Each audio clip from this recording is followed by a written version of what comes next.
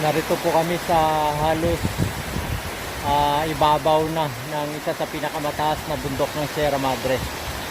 Napakaganda po ng kanyang talon, no? Mapapansin niyo po. Ang taas, nandun na siya sa ibabaw, halos ibabaw na yan. Pero napakalakas pa rin ng tubig. Yan, napakalalim po yan. Kung titignan mo, nagbublo ang tubig.